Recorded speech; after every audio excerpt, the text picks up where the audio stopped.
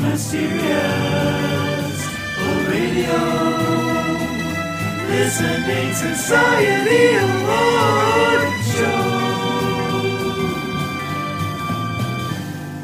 Welcome to the Mysterious Old Radio Listening Society's 2023 Award Show. I'm Eric. I'm Tim. And I'm Joshua. And our award show opening theme was created and performed by our mysterious listener, Brent, a.k.a. Vic Villari. Thank you, Brent. Today we're looking back at the classic and not-so-classic old-time radio stories featured on the podcast in 2023. We'll tally votes from our Patreon supporters and your mysterious old hosts in order to declare a final winner and loser. At the end of the show, we will present the Porky and Mike Loving Cup, named after the anti-heroes from the Quiet Please classic, The Thing on the Floorboard, to the very best old-time radio selection of 2023. We will also present the Singing Gorilla Medal of Dishonor, named after the ill-fated ape from the dark fantasy disaster Spawn of the Subhuman, to the very worst old-time radio selection of 2023. The nominees in order of appearance on the podcast are Junkyard from X-1. The crew of a stranded spaceship lose their memories one by one, until finally nobody can remember how to fly the ship. The solution? Get drunk. Come As You Are from The Price of Fear.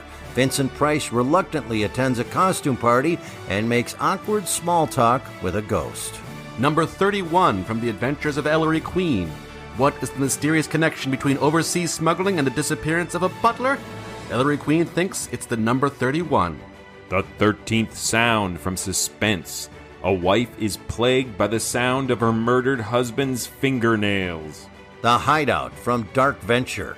When a game of cards turns deadly, a two-bit crook finds himself caught between the cops and the mob. Little Jake from Pete Kelly's Blues. A mysterious envelope leads to brutal violence, unspeakable tragedy, and at least one jazz tune. The Devil's Workshop from Inner Sanctum. A troubled artist believes his wax figure is alive. Milwaukee Deep from Sears Radio Theater. A string of missing ships leads a Coast Guard officer to an island of ingenious pirates and angry gods.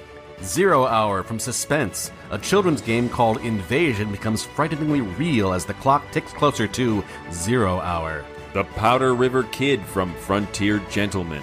The Powder River Kid is wanted dead or alive, and his last wish is that his wife collect the reward. Split Second from Vanishing Point. A woman leaves her house for a short walk and returns to find the world is not as she left it. The Island of Ancient Death from The Shadow. Lamont and Margot travel to a Caribbean island to rescue an old friend from her mad scientist husband, who may or may not be a knife-wielding maniac. The Dark Side of the Mind from Nightfall. Dentist Jeff Robbins and his wife Myrna encounter old friend Carl and invite him over for a visit. However, when Jeff is called away, he discovers startling news connecting Carl to a recent spate of child murders. Black Tie Affair from Bold Venture. Sailor takes Slate to a party in a rented tux, only to discover that a pair of otherwise innocuous schoolteachers will do anything to get their hands on Slate's jacket. Murderous Revision from Suspense. A frustrated radio writer conceives the perfect murder as the perfect radio script. The Doll from Weird Circle. The creator of a bird-killing doll confesses to the murder of a fortune teller, and it only gets weirder from there. Double Murder from Big Town. Double Murder in Big Town. Two Sharp Knives from Suspense. A suspect is found hanged in his cell. Was it murder or suicide? Donovan's Brain Part 1 and 2 from Suspense.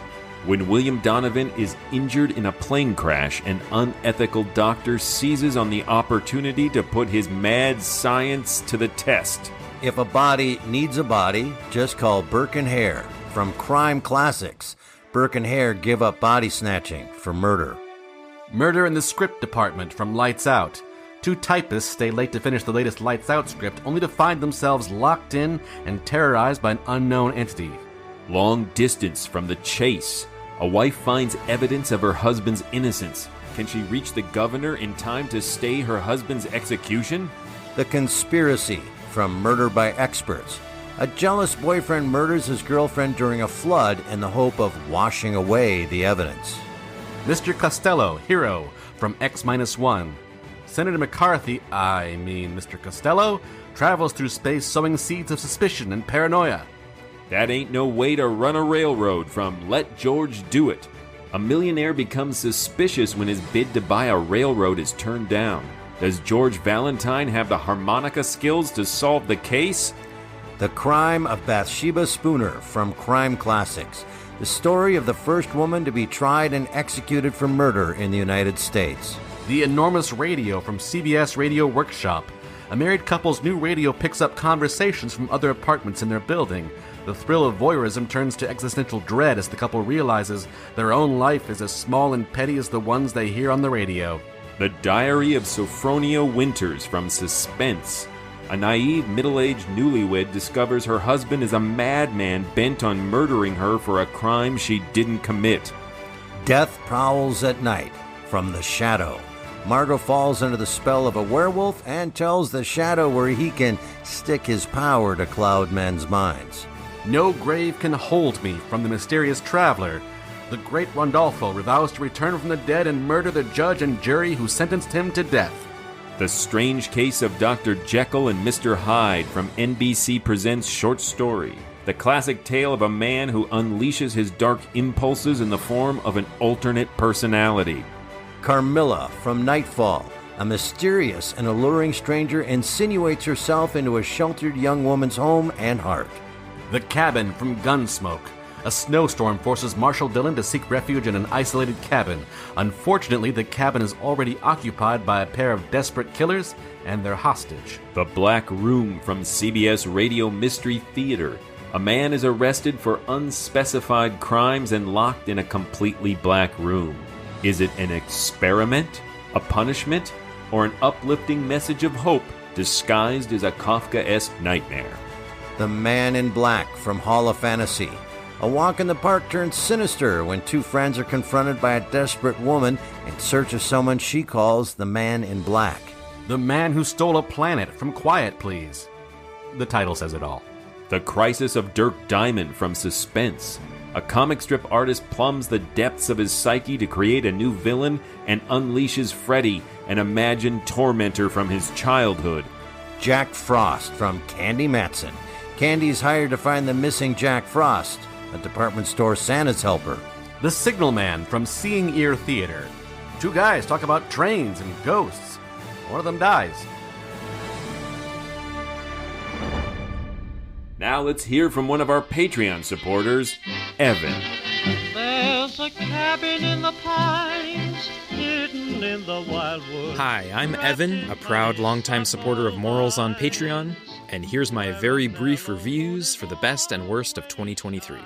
By far my favorite episode was The Cabin from Gunsmoke. Out of the way, Alfie, you fool. All right, stranger, hands in the air. Everything I like about Gunsmoke is dialed up to 11 here. The grit, the realistic pacing and dialogue, and the surprisingly dark characters. Don't laugh at me, Hack. Now stop it. I don't like laughing. You know that, Hack. And don't you do it no more. I got ways. I would describe it as The Hateful Eight, but Gunsmoke. Did you hit him, Albie? And if that isn't the kind of quick capsule soundbite to intrigue potential listeners, I don't know what is. My pick for the worst? Well, apologies to Tim, but it's The Doll from The Weird Circle. I'm normally lukewarm on this show in general, but this episode suddenly careens towards disaster when all of my personal pet peeves collide in one perfect storm. It will be a rare sight, Wondersmith, to see a wooden mannequin come alive full of murder and wrath. In The Doll, I find the dialogue stilted and antiquated. The characters are one-dimensional. Quiet. Quiet. I'll have the bailiff clear the court if this continues. And the only thing I hate more than a nonverbal character having its actions described in detail by everyone else Did you see? He lunged at her. The doll lunged at Philomel. Draw out the soul. is a human doing a terrible impression of a talking parrot. Help, master! The bird screamed. It shuddered and spasms racked its body. But thanks to Eric, Tim, and Joshua for the incredible year of entertainment, and here's to many more. Thanks, guys.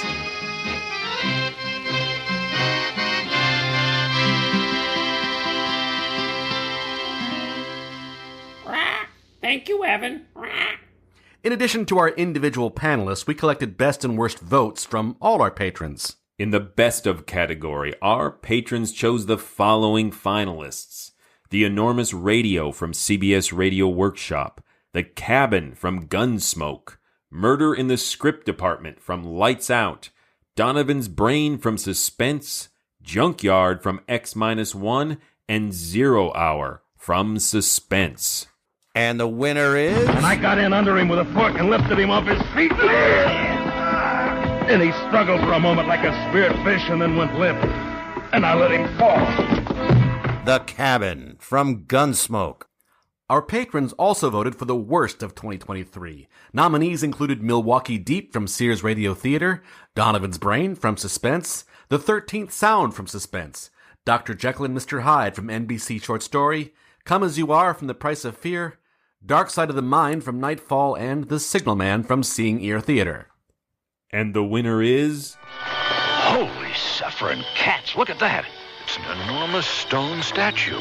One of those Indian idols, do you think? Yeah. Why on earth they want to smuggle out something like that? They can't sell that on the black market, can they? It's the size of a house. Milwaukee Deep from Sears Radio Theater. Cheryl Cheeks is calling me. Gotta have it. We agree. There's more for your life at Sears. So shop around. And now it's time to announce the 2023 Mysterious Old Listener of the Year. This honor is bestowed upon a listener who has made a notable impact on the podcast. And that listener is Dave S. Dave is a longtime listener who we first met through Patreon. He caught our attention with his insightful comments, laconic wit, and occasional bursts of flash fiction. Over the years, Dave has become a familiar face at our Zoom happy hours and a much appreciated contributor to my mysterious old book club. His keen and pithy observations enrich every topic, whether it be radio drama, literature, history, or random tangent. Dave's fans are not limited to the three of us. He is a popular presence on our Discord channel, where he shares his thoughts, knowledge, and dependably fantastic book recommendations. Due to visual impairment, Dave recently began posting short recordings to Discord as an alternative to voice typing. We'd like to share one with you today. It was recorded in response to a Discord discussion about the difficulty some of us have explaining to others our undying love of old-time radio.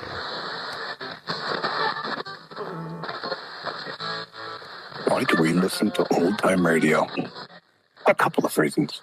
One long, one short. In the first place, it's a time machine. You know how it is whenever you listen to a song on the radio and it's coming to you from the 60s or 70s or 80s, however old you are now, it'll take you back to a time when you were listening to the radio a lot.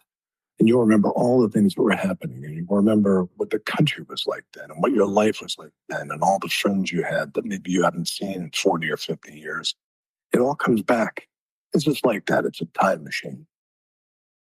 But then with old-time radio, you go back even further to a time that existed before you were born, when your parents and grandparents were alive and they were gathered around the radio listening to this stuff.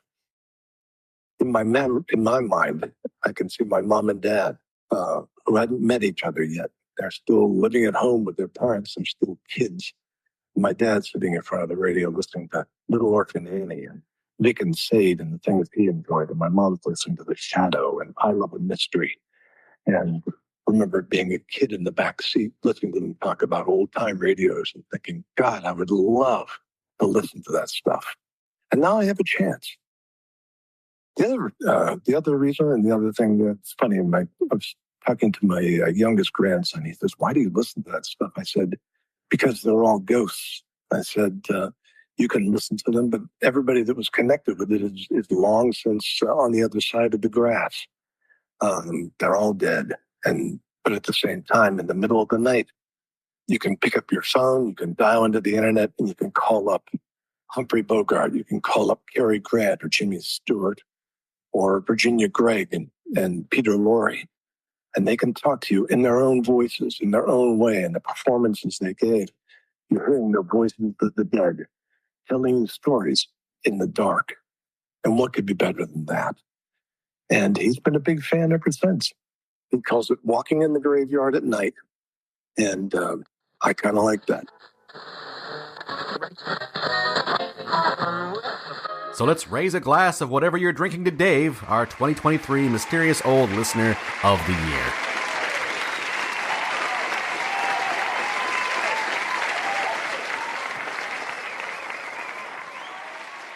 And now let's hear from last year's Listener of the Year, Amy. In some secluded rendezvous that overlooks the avenue, with someone sharing a delight, chat this and that, and cocktails for two, as we enjoy a cigarette. Hey everybody, this is the Crazy Cocktail Lady. The guys asked me if I could make a recording of my least favorite and my most favorite out of last year's episodes. I picked the Enormous Radio as my least favorite episode. Irene, don't you want to hear the workshop? It's a pretty good show. Oh, I feel like music, don't you? Not because it was done poorly or the story wasn't done well, but because of a more human connection to it. The fighting in the episode caused my blood pressure to rise. It made me feel like I did as a kid listening to my parents fight. Why are you so holier than thou all of a sudden? The episode highlights the worst in humans, the love of gossip, addiction to drama, passivity over responsibility. Thanks for a lousy breakfast and indigestion. I may see you tonight and I may not. Go on, get out. Go on, stay out all night. Maybe I will. Now there's a line from Pollyanna, I'm going to paraphrase it here. If you look for the bad in people, you shall surely find it. And this touched me as a kid, to always have empathy and look for the good in people. This episode centers on looking for the bad, and it leaves the listener assuming the worst in the wife. It's like looking in windows. You know you don't have to listen to this sort of thing. You can just turn it off. Did she provoke her husband because her radio has been taken away? Does she find other ways to intrude on the private lives of others? What about her kids? Will this cause them to be caught up in her addiction? I don't like being steered into looking for the bad, and this one felt like I was railroaded into it. And one final thought I had about this episode is that it reminds me that, of Facebook and how we all have the Enormous Radio in our pockets. And we really should be cognizant of that going forward in our lives. Mrs. Melville has heart trouble, and some woman is playing around with the superintendent. It's disgusting. Now, the opposite is my favorite, The Black Room. The CBS Radio Mystery Theater presents... It's always had a personal connection to me in several ways. It was one of the first episodes I heard outside of listening just live as a kid. It actually came out before I was born, even. It's been one of my favorite for years, and it's one that I often suggest to people that they listen to when they ask me about old-time radio. And yes, don't hate me, it's outside the definition of OTR. But, we have to start somewhere. It's black. That's why it's called the Black Room. Well, switch on a light. There is no light. Once I close this door, there'll be no light of any kind. So this one touches on a human condition that I've always been fascinated with. Humans have a loneliness inside of them. Are you there? Are we both in here? Well, say something. Are you here? And until the lockdowns during COVID, I really never knew just how deep and dark that loneliness can get. And we even had a happy hour focused on the loneliness factor in humans. And it's been one of my favorite happy hours of all time. I see a light. I see light. A very little light. Oh, thank you. Thank whoever you are for this little bit of light. I listen to it and it reminds me to smile at people, to be kind to people, because you never know how much that smile and kindness means until it's been taken away, like with our subject in The Room. It's true. There's no end to it. There's no end to the shocks and the suffering and the cruelty and the horror, no end to it. When you think you've borne it all, there's more and more and more. The tiny connection, is that what saves him, bolsters him, and then it is taken away and he becomes bitter and begins to despair. But then the hope reappears with the Mouse's children. Oh, you're not Mr. Mouse at all. You're Mrs. Mouse. Your mother, Mouse. You're also left with that hopefulness that our subject will be able to, get on with his life if he ever gets out of the room. How does a man survive 26 days in the Black Room? He needs to care for some living soul. Now, you have the choice as a listener to focus on the bad, the experiment, the cruelty, the testers, or anything else, or that spark of light within the room. I like storytellers who trust me as a listener, and I feel like this story trusts me with my own personal, individual, and unique thoughts. Thank you, everybody, and I hope you have a great year this year. With cocktails.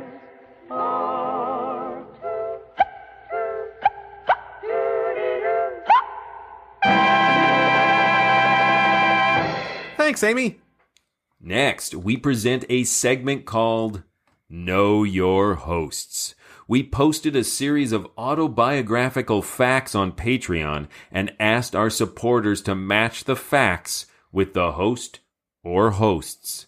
For listeners who are not Patreon members, here are the questions. Feel free to play at home. You've heard of foolish questions, and no doubt you've wondered why a person Who was once employed proofreading personal ads? Who wrote for a short-lived nationally syndicated educational sketch comedy television program for kids? Who won a regional Emmy? Who was screamed at by Bill Murray? Who has appeared on stage 100% buck naked? Who was a National Merit Scholar? Who was arrested for disorderly conduct and resisting arrest? I just wanted you to see it. Now I'll take it all away. Now there's a question that you'll hear most every day. And here are the answers to those questions. Who was once employed proofreading personals ads? First, I'll give you guys the results of what our listeners voted for our Patreon members. 36% thought I was the correct answer. 34% thought it was Joshua. 25% Eric. 5% thought it was all of us. So a fairly even split. The correct answer is me. I used to proofread personals ads. Did you add saucier bits? It depended on the newspaper. I never was called on to add saucier bits, but I read these for newspapers all across the country, and in some of the more conservative areas, you had to desauce a lot. And in some, like we did LA Weekly as well, where we just had to, this is just kind of flat out sex work that we need to sort of put a little Vaseline on the lens here to hide that. Or basically Vaseline anywhere. Yes. Did you ever get one, look at it, just take it, put it in your pocket, and say, no need for us to publish that. I will be making that phone call tonight. No. But technically their focus was on voicemail, because this was a long time ago, and that was the exciting new technology of you could call someone and leave a message for them. Mm-hmm. And then the personals ad aspect was just kind of the excuse to use this technology. Pay well? Yeah, it was okay. But work from home? No, I had to go into the office. Although I did one time just flat out fall asleep on the floor. It was a good crew I was working with. They covered for me.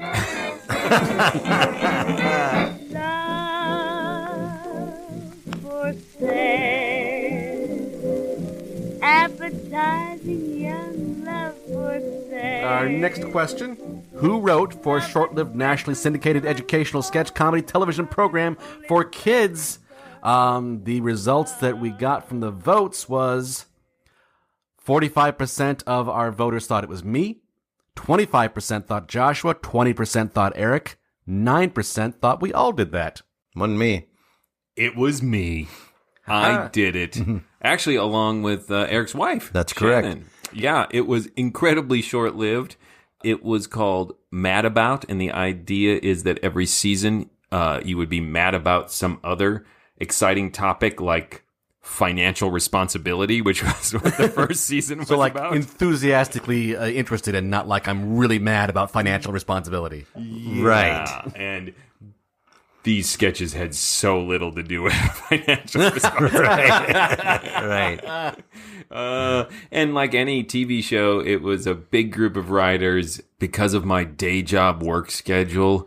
And when we got our assignments and when we had to bring our first draft in, it involved me working an opening shift, going to the meeting, working an opening shift the next day, and then staying up all night to get a bunch of sketches done and then turning them in. So it was really exhausting. And out of like 8 or 9, I think 2 or maybe 3 of them ended up in the show. If I remember correctly, it wasn't as exhausting as trying to get paid for it. That was also hard. Tracking down that check. So if you think educational sketch comedy for children is lucrative, you're wrong. Glamorous, though. Once I lived a life of a millionaire. Spending my money, I didn't care. Our next question, who won a regional Emmy? This is what our voters thought. 50% thought that was Eric. 25% thought Joshua. 11% thought me. 14% thought we have all won a regional Emmy. Yeah, we were a news team. And weirdly, Tim was on sports. Here in role-playing game news. Well, the 50% were right. Yeah. It was me, Eric. Yeah, I won a regional Emmy for a show that ran for about 3 years on a local station in Minneapolis called The Big Bad Movie. And the reason this came about was that this local station bought a package of movies, like 6,000 of them for like a penny. I'm exaggerating, but they just got all these movies from this distributor and they said, for this low amount, here's your filler for any time of the day, week that you don't have, you can put on these movies. And they were all so terrible, they decided that they needed to hire a host to host them, to give them some kind of context or comedy. And they called it The Big Bad Movie. I auditioned. I got it. I did it for 3 years. So the interstitials were what I wrote, which was about 20 a show where they'd come out of break and into break. And I would comment or have sketches. Hired a lot of my friends. We did a lot of recreate. We did a lot of crazy stuff.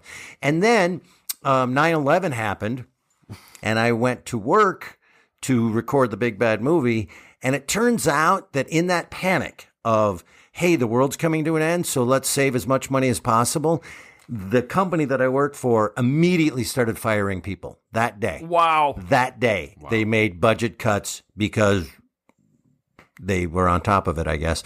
And the guy commenting on the movies was first to go. That was...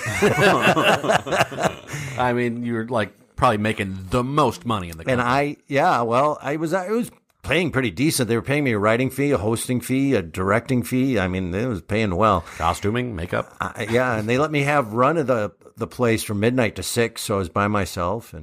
But anyway, he says, we're letting you go. The world's coming to an end, and we got to save money, and you are the most unnecessary thing that's ever been invented. And I That's said... on my business card now. And I said to him, but I won an Emmy. And he said, yeah, it's a regional Emmy. Can't get no work, can't draw no pay. Unemployment getting worse every day. Nothing All right, to eat, our next no question. place to Who was screamed at by Bill Murray?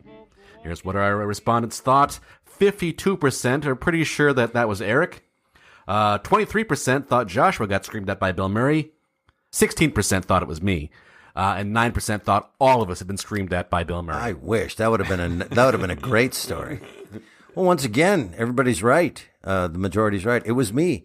I was the announcer for the amazing St. Paul Saints baseball team, minor league baseball, run by and owned by Mike Veck. Really fun, amazing job. The St. Paul Saints are famous. And they're also partially owned by Bill Murray. I don't know if they still are. And I was the announcer, which really was announcing batters and stuff, but being paid to be as funny as possible to make the game as more interesting as you possibly could. And so I was given carte blanche to say and do whatever I wanted. Much like The Big Bad Movie, no one was watching. Like, we don't know what you're doing. Say what you. So I was given a blank slate at the Saints. Like, do what you want. And I did a lot of crazy things, and it was really fun. And Bill Murray, couldn't wait to meet him. Like he was going to come, and he came a couple times a year in my first year, and he comes up to the press box, and I need to clarify something to be really fair. So he starts yelling at me. The hell are you playing? What are you doing? All these things.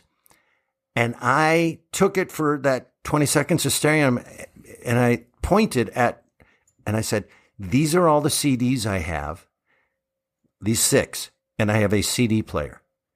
And he went, oh my God, I'm so sorry. So to back this up, he yelled and then immediately realized, oh, this isn't he thought I was so bad at my job that I was not doing anything. And I was like, I don't have any equipment. Handed me a huge handful of cash. Oh, wow. And said, go buy some CDs, go buy a multi-disc CD player. Made me laugh and said, bring me the change. And I went shopping, and overnight, we could do a lot more out there. Of course, within a year of that, technology took over and you could play things off a computer, But he was mad because what I was doing was terrible until he realized, why do you only have 6 CDs? And it was like jock jams, like the CDs I had. Like, I'm playing the same songs because I can only get one song in this thing at a time. Wow. So anyway, if Bill Murray or anybody else listening, he yelled at me and then apologized so it wasn't. So the question should have been, who's been yelled at by Bill Murray and then given money? Yes. That makes it sound like a service. Yes. Bill Murray also told me, hey, you're very funny. Oh, yeah, and I left my body. It was weird and then my response is true story because you're freaking out like, oh my God, that's great. You are too. I said you are. I think you're funny too, and he said, yeah, I know. Wars, nothing but Star Wars. Give me the Star Wars. Next question: who has appeared on stage 100% buck naked? Our respondents guessed 32%, all of them. That tracks. 27% thought me, 23% Eric, 18% thought Joshua. Should I be insulted by that? That I'd be the least likely to appear naked? There's no winning. You're right. This is a bad question. And technically, everyone's right. All of us have appeared 100% naked on stage. At different shows. Nope.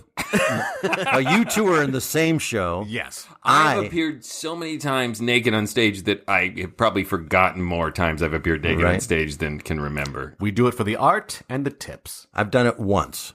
And my future Bill wife... Bill Murray yelled at you. And my future wife... Bill Murray's like, here's some money. Bring me the change. That was one of the first times Shannon ever saw me. Yep. Aww. I know. It's the first time I ever heard of Eric, even heard his name, because I was, so was Tim. We were in this show, London After Midnight. We were looking for a new actor, and Shannon was essentially like, hey, I saw this guy naked in the show. I think I'm going to cast him. Tell us more. But I do think, should take a moment to contextualize this nudity, that we did not make a lot of money as Chippendale dancers or anything like that. These were in theatrical. I mean, we were Chippendale dancers. We did make a lot of money. What I think is interesting about this is Eric is the only one who's appeared naked in theater drama. Yeah. Where you have a naked drama body, but Tim and I only have naked comedy bodies because we've only appeared naked on stage. Right. The script called for it because we wrote the script and it called for it. Yes. Because mine was a very sad, horrifying moment for this man the character is playing. Oh, okay. So it was still... it was sad, horrifying moment for this audience. Yeah, it was not a pleasant thing. So when I was naked, it wasn't like, naked or funny or anything. It was terrible.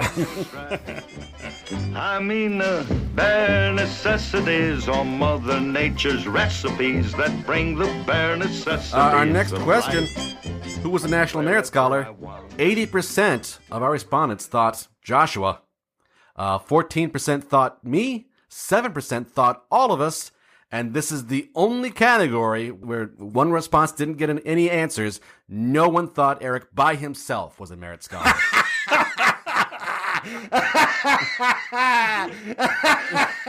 Ouch. Ow. Ow. 7% thought all of us. 7%. You're 7% stupid. thought Eric looked on our papers. Yeah, well, it's hard to be mad at them because they're right. It wasn't me. The correct answer is me. Yes. And in fact, this whole process of these questions, it might just be an excuse for me to say, hey, 35 years ago, I did pretty good on some standardized tests. Then everything went downhill from there. Next thing he knows, he was naked on stage begging for money. I was a national mascot.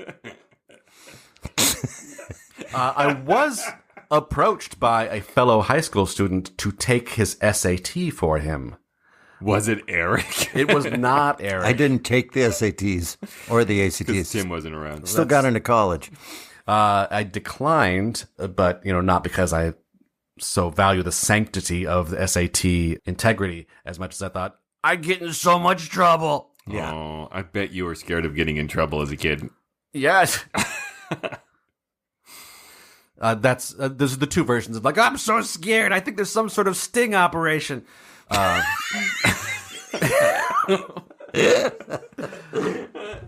And also the weighing, the pros and cons of I might get maybe $30, but it could ruin my life forever. So I'll take the not doing this. Right. I didn't actually get an amount of money. If he'd said $40,000, okay. Yeah. I don't know who I went to high school with that had $40,000, but I did take people's ACTs for $30.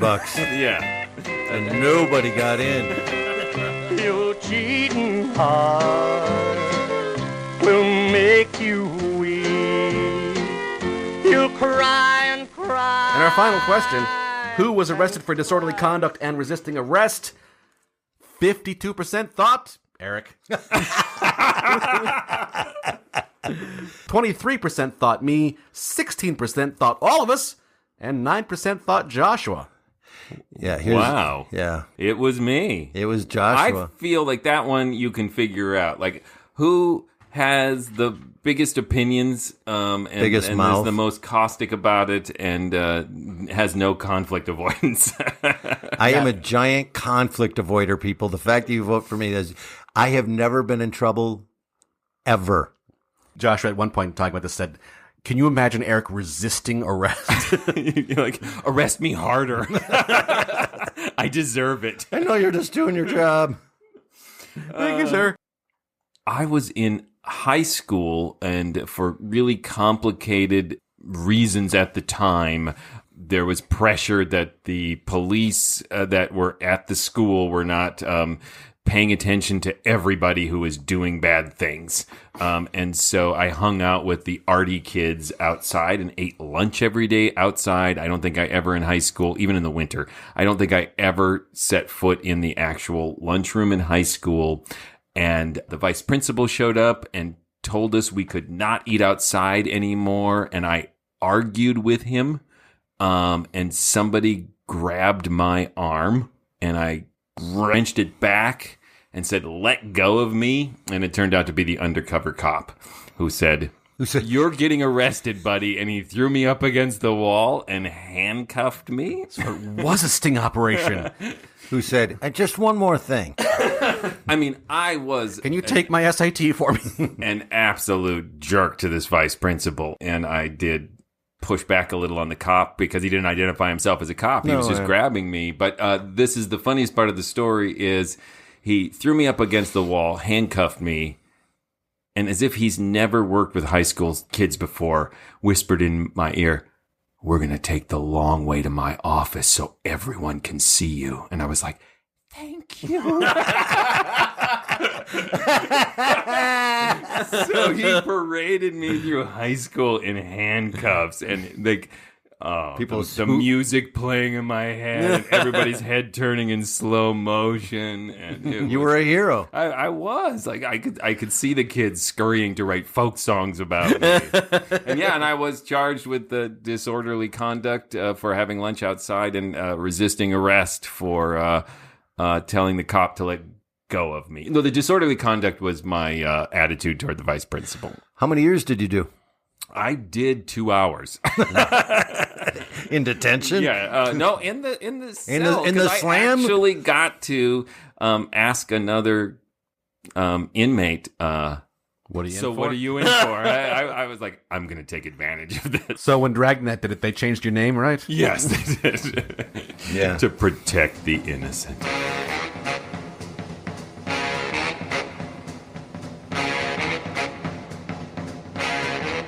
So it's time to announce our patrons who had the most correct answers, and it is in fact a tie. Freighter Greg had 5 correct answers, and he tied with the team of Jeff and Christy. Ooh, who got 5 right? That's Also pretty good. How 5. many out of 7? Yes. Wow. Quite Congratulations. What are we going to give them? We're going to mention them in this episode Oh, really? a few seconds ago. Great. Wow. So worth your time. And you also have the option to upgrade your support to the next level as winners. And it's the fully endowed power to gloat over the rest of your fellow patrons. Oh, yeah.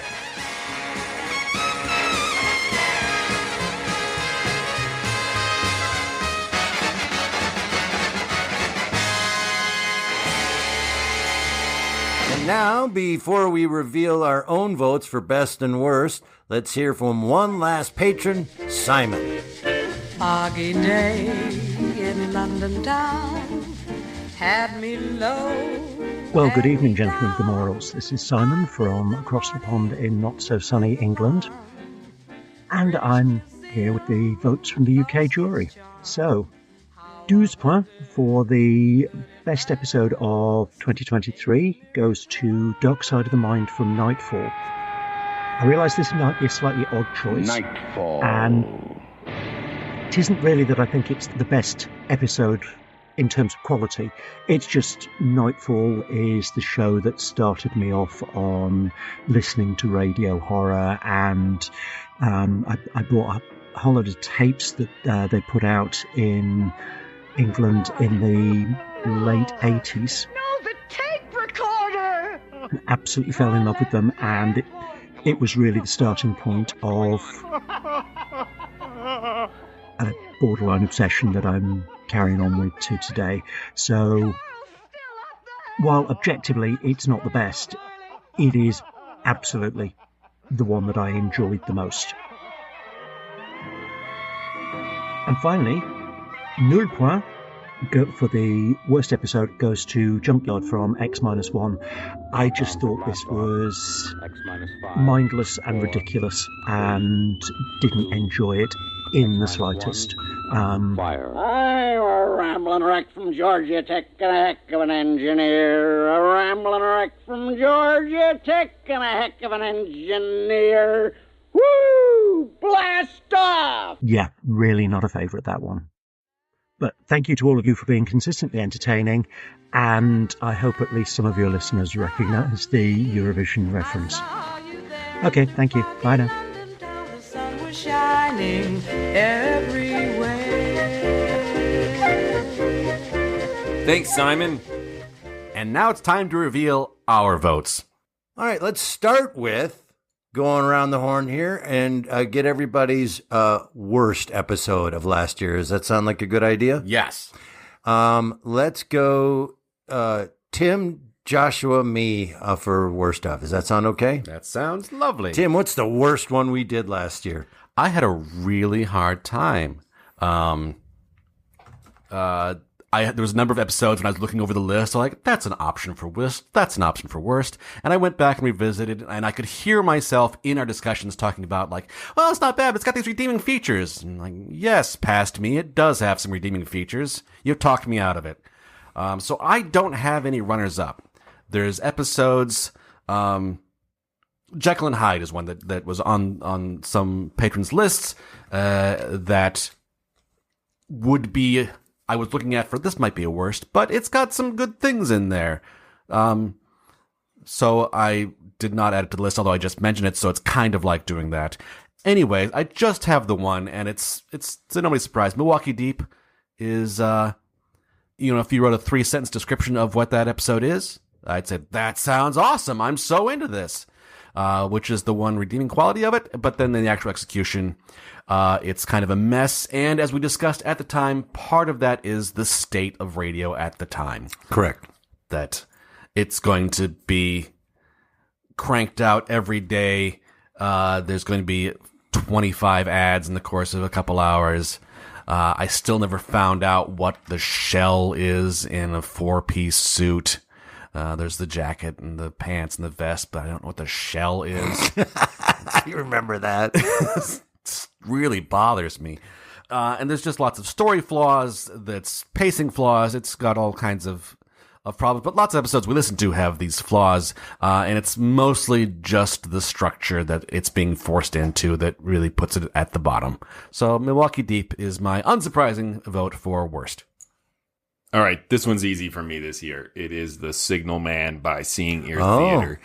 Hands down for me, because it's the only production we listened to this year that fell below, in my opinion, literal professional standards. Right. Because Milwaukee Deep was clunky and a below average effort by 1970s radio renaissance standards. Mm-hmm. But at the same time, the actors were professional actors. Richard effing Widmark is in this, even though he's just the narrator. I think part of why everyone voted for Milwaukee Deep is because it's 45 minutes long. It's 15 extra minutes of mediocrity that pushes it over some other candidates. But for me, with The Signal Man, it is essentially two people talking. Yeah. And if one of them, which is the guy playing the Signal Man, really is way below par, that's 50% of the production. I did admire the woman playing the narrator, but it was an unfair thing to make her put that entire episode on her shoulders. So for me, definitely The Signal Man. It stands out to me as a struggle. It wasn't fun bad. The Hall of Fantasy one, The Man in Black, was just a mess, but it was like a lot of old-time radio, one of those messes that's just ridiculously fun to listen to. Because it's and strange things happen that are unexpected because they're mostly incoherent, but they're still unexpected and fun. So yeah. And I mean, I also picked this one because frankly, I don't feel like it would be an worst of award show if I didn't pick one of Tim's picks. Well, for me, here are my runner-ups for worst of. The Doll from Weird Circle. Pretty bad. It's so bad. And also it falls into that category of everything I hate in that old-timey language and that Victorian type speaking and all of that. Here's another runner-up. Only because I just want to get under Joshua's skin. I put the Powder River Kid in there. His worst of? That's just a swipe at me. Yeah. It's not the worst of. Oh, it's not at all. No. Okay, good.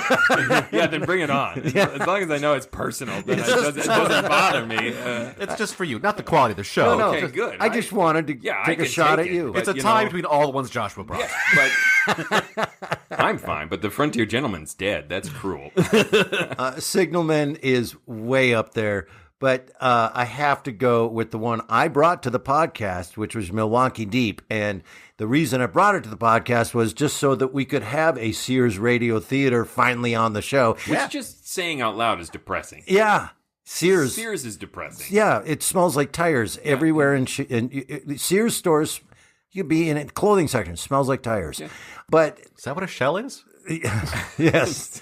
But the reason I chose Milwaukee Deep over Signalman was because Signalman, first of all, is a tradition with us every year. So I know it's Christmas, and so I can't ever get quite mad at that time of year. Also, Milwaukee Deep is like this thing where Scott Bishop would be like, wow, I can't keep track of what's happening. It twists and turns so ridiculously so many times. And plus, Milwaukee Deep also is such a weird name for it and sounds like a beer that didn't make it. I would drink that beer. Yeah, you would. Yeah, you would. So, all right. So those are our worst. Ear beer. Two votes for Milwaukee Deep, one for Signalman for worst of the year. Let's move on to the best of the year. Tim. So this one I do have 2 runners-up, and this was super easy to come up with these because I brought them, and I brought them because I really enjoyed them, and I was looking back over what did I enjoy this last year? Oh, these ones I brought because I really enjoyed them. Surprise! Yes, and I am just shamelessly going to pat myself on the back. One was The Conspiracy, which I know did not necessarily land that well with everyone else, but I had a good time, so that's my runner-up. Conspiracy from Murder by Experts, and the other is The Devil's Workshop from Inner Sanctum, which I like. Right. So you approach Best of from a incredibly subjective point of view, as in for runners-up, certainly. Oh, these were the runners-up. Yes. Okay, it's like, so you're going what delighted me the most as a listening experience, which I don't think is the wrong way to approach it at all. I just want to clarify. And so surprising to me, the one that really took root in me, and how many ever months, year plus it's been since then, when I was looking back over, I thought, that's the one. That's my favorite. And it's on nobody's list, unless it's on your guys' list. Let's see. Suspense, 2 Sharp Knives. That's the one I liked the best. That's my winner. That's my best of. So I can re-listen to my reaction to it, and it was like, I like this, but I had some tempered enthusiasm for it. But it really is, it's a crime drama, and it's these complex relationships between people who've known each other a long time. It's not the mystery of what's this stranger and I don't know anything about them, who are they really? It's the people that you know and what don't you know about them. It's this personal, modern but old story. That's the best I can do. Well, I will tell you right now, segueing into my best of, that 2 Sharp Knives made my list as well. So as much as I would like to judge you, feel free. I agree. I'm going to try to keep this as short as I can, but for whatever reason, my personal list of best of 2023 is very long. And I think it is reflective of obviously the quality of the episodes featured on the podcast in 2023, but also it's the cumulative effect of listening to so much radio drama over the last 8 years. I would think I'd be tired of it, but I think actually it has broadened my tastes and deepened my appreciation of what good radio drama can be and what it can accomplish. So in some ways, I have both a higher bar, but also just a longer bar. That doesn't make sense. But so with that in mind, here is my very long, short list of best of 2023. In order of appearance on the podcast: The 13th Sound from Suspense, Murderous Revision from Suspense, 2 Sharp Knives from Suspense, lots of suspense, Murder in the Script Department from Lights Out, The Enormous Radio from CBS Radio Workshop, The Cabin from Gunsmoke, and The Man Who Stole a Planet from Quiet Please. And so I didn't even know where to start with this list, so here's how I do this because I'm a super nerd. I broke these down into 3 categories to sort of better understand what I appreciated about them, into basically... This is why you were arrested. Yes. Get your hands off me!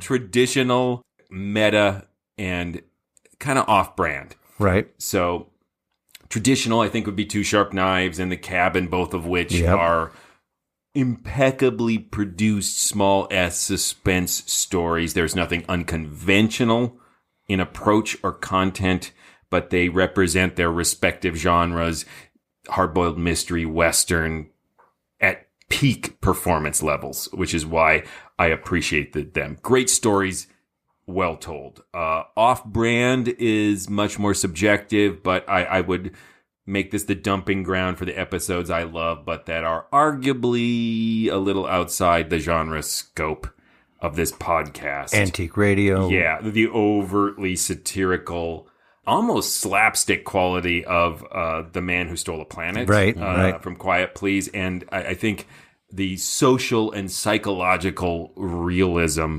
of The Enormous Radio. The Enormous Radio, yeah.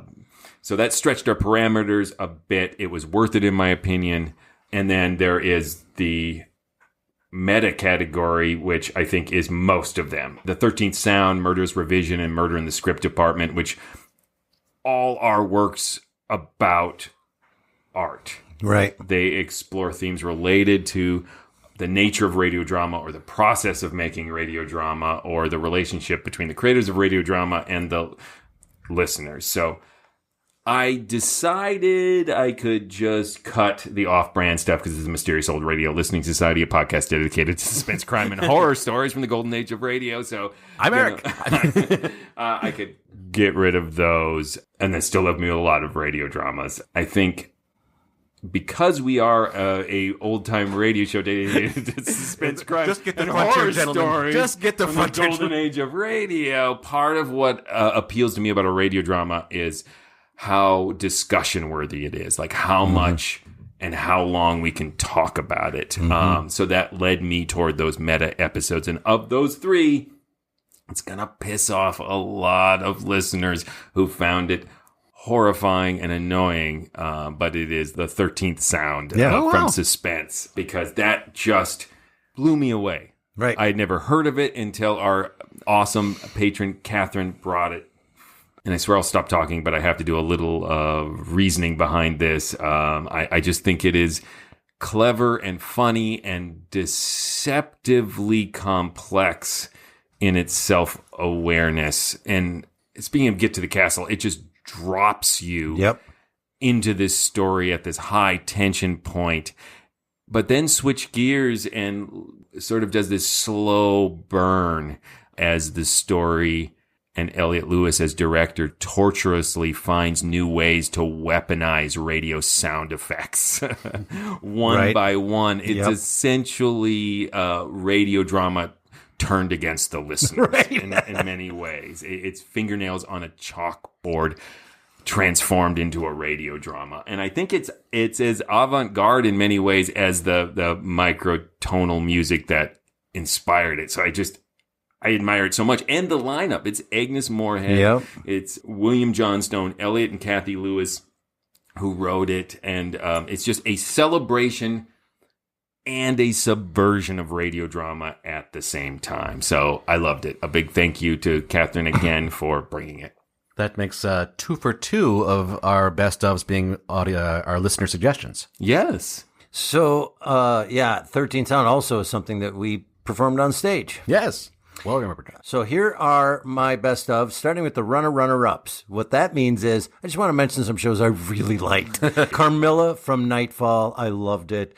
Black Tie Affair from Bold Venture, I loved it. Great. Jack Frost from Candy Matson, because it was Candy Matson. It was so fun. I loved it. The 13th Sound from Suspense. Runner-up. I loved it, and we did it. And The Crime of Bathsheba Spooner from Crime Classics was really good and a lot of fun. Oh, and the Burke and Hare one. And the Burke and Hare one. All right. The Powder River Kid. The Powder. Oh, you almost got me to say it. Not the Powder River Kid. So those are my runner-ups. So here are my candidates now for best of. First on that list, and these are in order like 5th through 1st. The Conspiracy from Murder by Experts was just amazing. I love that, and it is top 5 of the year for sure. It has too much competition, though, to win. Coming in 4th, split second from Vanishing Point, which I think I'm alone on that one. But I like it a lot. Runner-up. Yeah, it was a fantastic piece of work from Vanishing Point, and I loved everything about that. Bringing us to 3rd place, which I thought going into this, before I sat down and really re-listened and rethought, this will be the winner. Yeah, because that's how I talk at home. I talk like this. So 3rd place for me was The Cabin from Gunsmoke. And I was like, wow. I'm surprised that's 3rd. I thought it for sure it would be your favorite. So now I have no idea what your favorite episode is. This is awesome. 1st and 2nd, right? It was so close. But I had to put in 2nd place as the runner-up, Long Distance from the Chase. Oh. It was so well done, and here's why. Here's why it's in 2nd place. Because The Chase, that's overachievement. They're fine. They do fine work, right? But if it's suspense, you're expecting something, right? You're expecting suspense level or Fear on 4, whatever, we know, you're really good. Chase is always like, sometimes it's good, sometimes it's okay, sometimes it's terrible. They don't have an expectation to do something at the level that is extraordinary. It was an extraordinary piece of audio drama that even today, and I said at the time, it is derivative of Sorry, Wrong Number, and I still say I like it better than Sorry, Wrong Number. From a suspenseful standpoint, I said it in the podcast, I'll say it again. I think even though it's derivative and kind of the same thing, the tension is better and more palatable and disturbing in this episode. So that's my runner-up. Awesome. Which leads me to my winner for the year. Signalman. The Signalman. Best episode of suspense I ever heard. And that was beating out some that I love dearly. But Two Sharp Knives is absolutely the best thing that we did this year.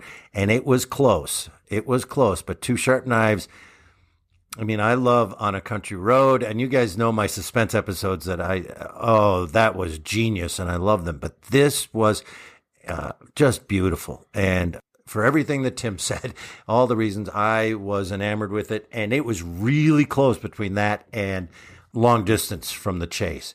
And actually, all 5 of those that I just mentioned, those top 5, wow, that was a really hard thing. But when Tim started this and said, you guys probably don't even have this on your list, Two Long Knives, I'm over here going, that's also my pick. So, yeah, it made it into my final list. Yeah, it was really good. And that was a recommendation as well from Jessica. Yeah. Good job, patrons. Yeah, right? You guys should be doing this podcast. Well, now it's time to tally our votes. Oh, okay, here we go. I mean, you should do the podcast and still pay us money. Okay. I want to be really clear about that.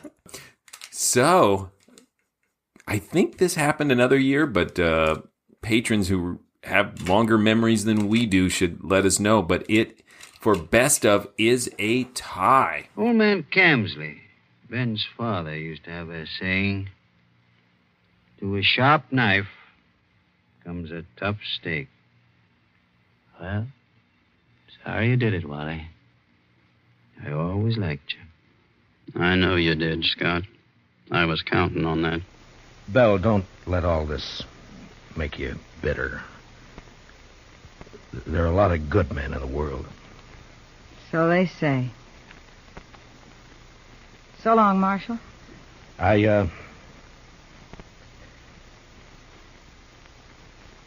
So long, Belle. Two Sharp Knives in the Cabin. So traditional meat and potatoes. Yeah, storytelling. Yeah. Genre stuff won. And yeah, The Cabin deserves to be in that list for sure. And worst of, easily running away with this humiliation and embarrassment. The cracks in those brand new walls weren't the result of shoddy materials. The Mayans never left the Yucatan at all. Their spirits are still here. Milwaukee Deep. Nice. From Smells Like Tires Radio Theater. Well, thank you all so much for listening. And we'll be back next week with another old-time radio episode and discussion. Who knows? Maybe it will be the best of 2024. Or the worst. Until then... Look out! Phones off? Yeah. Pants on? Yes. Let's go. Welcome to the Mysterious Old Radio Listening Society, a podcast dedicated to suspense, crime, and...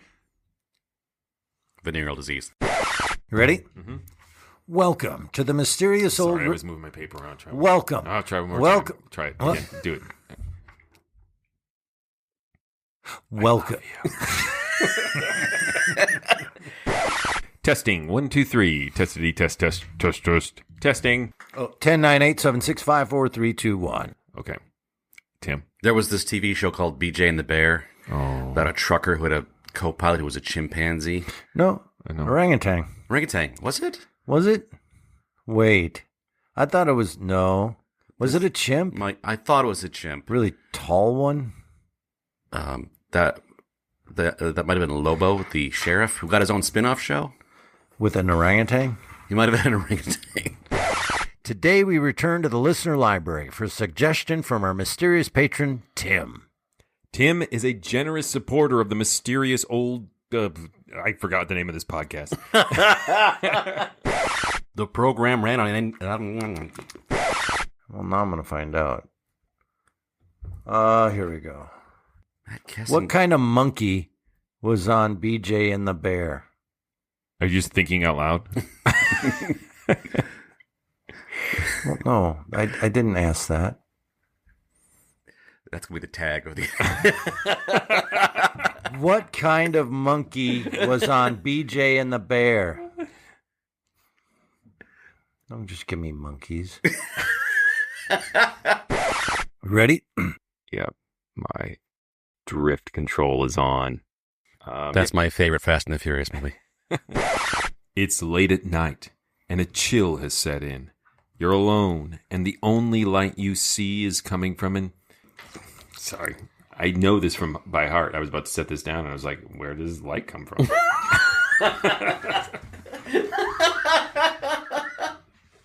It's a good question. How do magnets work? I'm pretty sure it was a chimpanzee. If you're talking about the TV show, it was the movie with Clint Eastwood. Who BJ had an and the Bear. orangutan, right? That was, yeah, Every Which Way But Or Loose. And an orangutan. Chimp. Settled. Sound check done. Ape-related questions answered. Litton also served as the show's host, Fate, whose distinctive qualities are... We're good. Oh, I'll let you chew. Okay, I'm going to plug here then while you're just masticating over there. Could it just be chewing? Why does that have to be gross? That's the question I was going to ask you. All right. I mean, if we're recording it, you're masticating.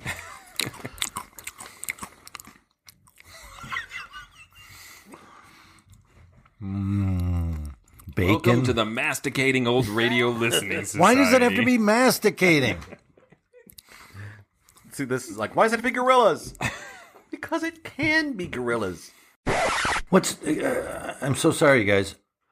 Did you just space out? Did you hear anything we just read? The general plot of this again. Why am I blanking? The disowned daughter who... Thank you. Was sent out Yeah, got it. Okay, right. Just had that. I was conflating it with the suspense. She had an orangutan that froze to death, and with then its just middle finger up and its tongue going out. up to the window and giving the kid the finger. In Sheckley's obituary, the New York Times contrasted... Nope. In Sheckley's obituary, the New York Times contrasted... No. In Sheckley's obituary, the New York Times contrasted the Sheckian... Oh, what the case? The structure of this, the premise of the overall... Oh, damn it. It's going to make me crazy. I'm so sorry. Peppermint? Not helpful. Gazpacho? Still not helpful. I'm hungry. Still not helpful. He brought a youthful jocularity to the... I got cheese. Today, we are thanking our upper tier supporters with The Beast with 5 Fingers from the BBC Radio 4 series Fear on 4.